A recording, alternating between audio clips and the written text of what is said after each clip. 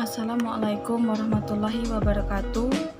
Nama saya Nabela Gusta Latifah, kelas 1M, NIM 2021143519. Prodi PGSD, mata kuliah pengantar pendidikan, dosen pengampu Dr. Haji Hendra Wijaya SAG MPDI, Universitas PGRI Palembang. Untuk tugas video kali ini, saya akan menjelaskan materi yang bertema pendidikan sebagai sebuah sistem.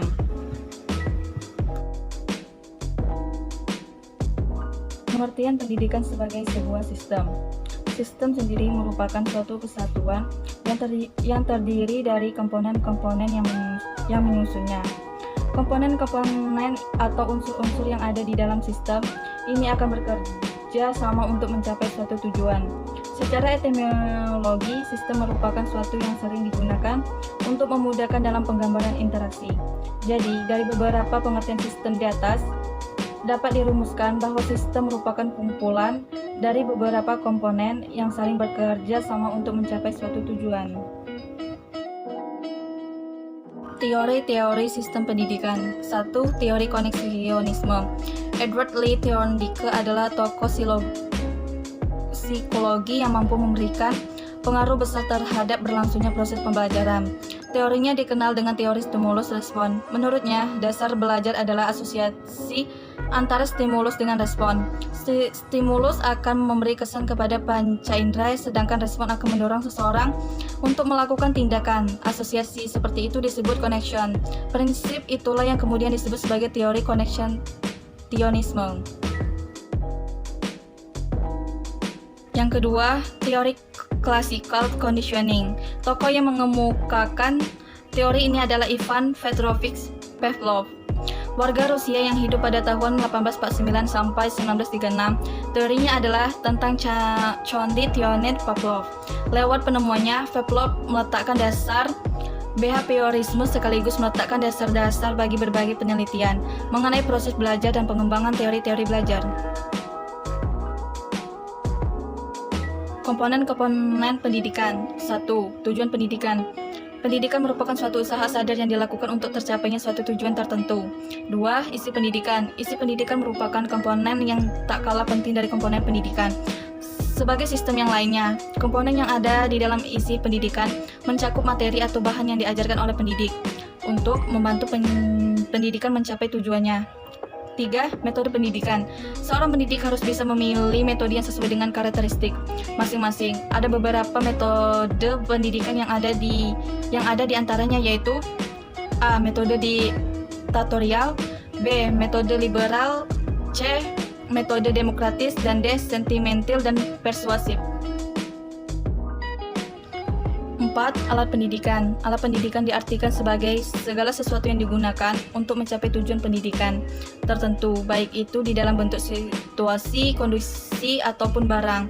5. Pendidik. Pendidik merupakan komponen yang terpenting yang harus ada di dalam pendidikan. Dikarenakan jika tidak ada seorang pendidik, maka suatu proses pendidik tidak akan berjalan dengan semestinya. 6. Peserta didik. Komponen yang satu ini juga tentunya sangat penting untuk ada dalam suatu pendidikan. Mengapa demikian? Karena tanpa adanya peserta didik, maka tidak ada subjek yang diajar. Peserta didik meliputi siswa-siswi, mahasiswa, mahasiswi, dan sebagainya. Tentunya peserta didik merupakan subjek utama keberhasilan suatu tujuan pendidikan.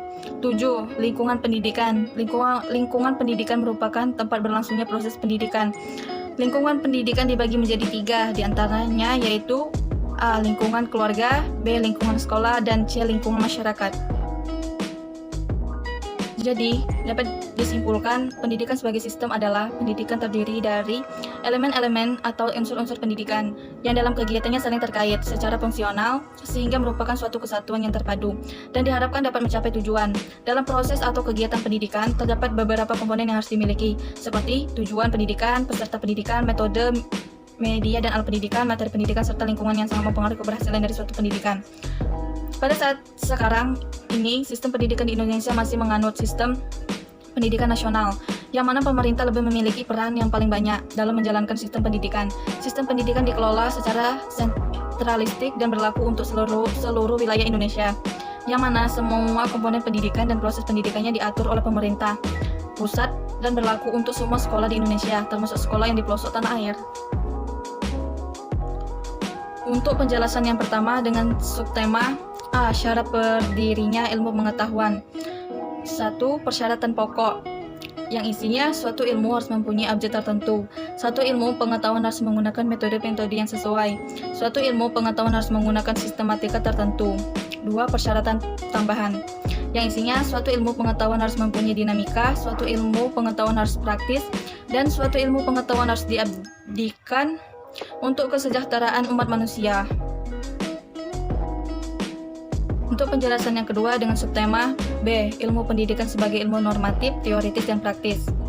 1. Ilmu normatif. Sebagai ilmu pengetahuan normatif, ilmu pendidikan merumuskan kaidah atau pedoman atau ukuran tingkah laku manusia. Sesuatu yang normatif berarti berbicara masalah baik atau buruk dari perilaku manusia. Ilmu pendidikan merumuskan peraturan-peraturan tentang bertingkah laku manusia untuk mencapai keteraturan hidup. Keteraturan hidup akan menjamin kelangsungan keeratan atau kohesi antar manusia atau hubungan sosial manusia. 2. Ilmu teoritis. Ilmu pendidikan ditujukan pada penyusunan, persoalan, dan pengetahuan sekitar. Pendidikan secara ilmiah bergerak dari praktik ke penyusunan sistem pendidikan. Jadi, dari praktik-praktik pendidikan disusun pemikiran-pemikiran secara teoritis. Pemikiran-pemikiran teoritis inilah yang disusun dalam suatu sistem pendidikan, yang biasa disebut ilmu mendidik teoritis. Dan yang ketiga, ilmu praktis. Ilmu pendidikan bersifat praktis, berkaitan dengan strategi, tindakan mendidik atau praktek mendidik. Karena yang diuraikan dalam ilmu tersebut dilaksanakan di dalam kegiatan pendidikan. Karena memberikan pemikiran tentang masalah dan ketentuan pendidikan yang langsung ditujukan pada perbuatan mendidik. Selanjutnya, penjelasan dengan subtema C. Cabang-cabang ilmu bantu pendidikan. Menurut Langevitz 1952, mengklasifikasikan cabang ilmu pendidikan sebagai berikut. 1. Ilmu pendidikan teoritis, yang isinya ilmu pendidikan sistematis, sejarah pendidikan, ilmu perbandingan pendidikan. 2. Ilmu pendidikan praktis, yang isinya metode pendidikan keluarga dan pendidikan keagamaan. Ilmu bantu pendidikan. Ilmu bantu yang diperlukan dalam ilmu pendidikan antara lain ilmu-ilmu biologi, misalnya embriologi, anatomi, dan fisiologi. Ilmu jiwa, misalnya ilmu jiwa umum, ilmu jiwa perkembangan, dan ilmu jiwa sosial. Ilmu-ilmu sosial, misalnya sosial, ekonomi, dan hukum. Biologi, psikologi, sosiologi, antropologi budaya dan sejarah, fenomenologi atau filsafat, dan ilmu-ilmu yang lain.